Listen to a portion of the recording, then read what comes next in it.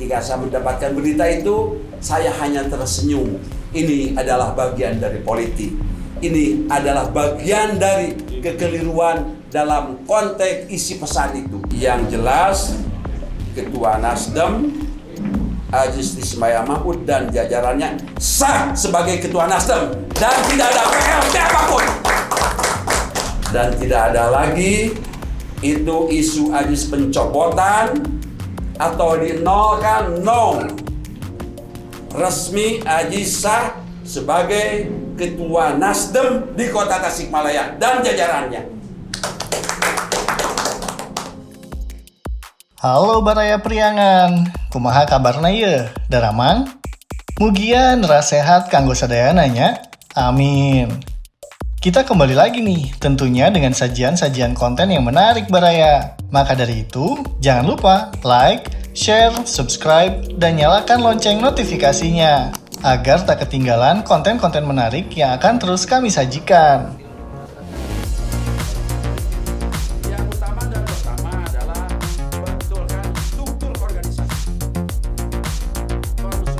Baraya, belakangan ini isu miring terdengar santer dari DPD Partai Nasdem Kota Tasikmalaya, di mana Aziz Ismail Mahfud dikabarkan telah didepak dari kursi ketua.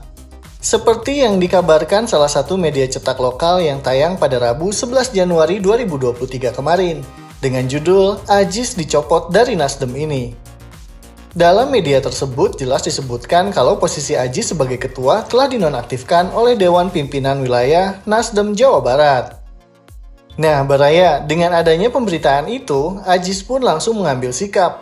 Tepat pada Kamis 12 Januari 2023 kemarin, Aziz menggelar konferensi pers di Sekretariat DPD Nasdem Kota Tasikmalaya dan menampik semua isu miring yang ditujukan pada dirinya. Kepada media, Baraya, Aziz menyebut kalau hal itu terjadi karena adanya kekeliruan informasi. Jadi gini Baraya, Aziz menceritakan kalau beberapa waktu lalu, ada sejumlah orang dari bidang organisasi, keanggotaan, dan kaderisasi atau OKK Partai Nasdem yang datang ke DPD Nasdem Kota Tasikmalaya. Namun menurut Aziz, Baraya, kedatangan mereka ke DPD Nasdem Kota Tasikmalaya ini tak lain dan tak bukan hanya sebatas untuk melakukan konsolidasi agar internal partai bisa lebih semangat dan solid lagi, apalagi menjelang tahun 2024 mendatang. Jadi kedatangan mereka ke Kota Tasikmalaya ini bukan untuk mendepak Aziz dari kursi ketua seperti yang dikabarkan media tersebut ya Baraya. Nih, coba simak statement langsung dari Aziz saat melakukan konferensi pers berikut ini. Fantastis dan menggelagar. Ketika saya mendapatkan berita itu, saya hanya tersenyum. Ini adalah bagian dari politik. Ini adalah bagian dari kekeliruan dalam konteks isi pesan itu.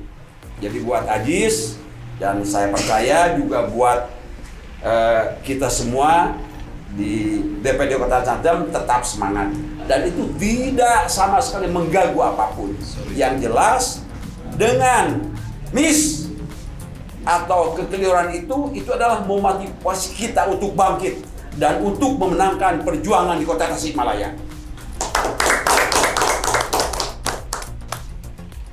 Adapun saya tidak akan menyampaikan di sana kenapa dan bagaimana.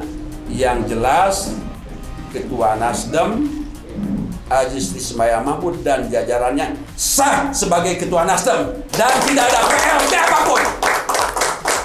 Dan tidak ada lagi itu isu Aziz pencopotan atau dinolkan, no.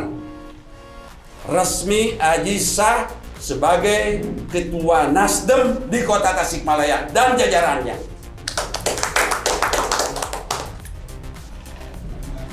Adapun koreksi wajar dari jajaran DPW di Provinsi Jawa Barat, semuanya adalah untuk memotivasi kita. Dan itu nyata, kita punya motivasi yang baik dan memang sebelumnya kita sudah berbuat. Dan pada hari ini sebetulnya kita dengan DPW itu senyum, berbahagia dengan hikmahnya. Dan saya tidak tahu kenapa tulisan itu muncul dan tidak akan dipermasalahkan. yang paling penting itu ada hikmahnya. Sekian dan terima kasih. Wassalamualaikum warahmatullahi wabarakatuh. Gimana Baraya? Sekarang sudah jelas kan? Clear ya? Jadi sampai saat ini sosok Ajis masih menjadi Ketua DPD Partai Nasdem Kota Tasikmalaya secara sah dan resmi. Nah Baraya, dalam kesempatan itu juga salah seorang wartawan yang hadir sempat mempertanyakan langkah Ajis ke depan terkait isu tersebut. Namun sosok yang juga bagian dari keluarga Mayasari Group itu mengaku enggan untuk mempersoalkannya lebih lanjut. Ajis malah menganggap isu dan pemberitaan yang telah beredar itu sebagai bagian dari kampanye gratis untuk dirinya dan Partai Nasdem, guna menghadapi Pilkada Kota Tasikmalaya yang akan dihelat pada tahun 2024 mendatang. Wah, keren lah Pak, salut pokoknya mah. Dan saya tidak tahu kenapa tulisan itu muncul dan tidak akan dipermasalahkan. Yang paling penting itu ada hikmahnya. Kalau menurut Aji sih saya kira enggak banget, dan itu sangat menguntungkan. Itu kampanye gratis, karena kebenaran kapanpun itu pasti Tuhan akan angkat dengan caranya, dan siapa yang berbuat jahat akan Tuhan tenggelamkan dengan caranya. Jadi saya tidak usah mempermalaskan A, B, dan C. Saya semua ambil hikmahnya, dan saya yakin maksud dan tujuan dari DPW kesini itu bukan untuk itu.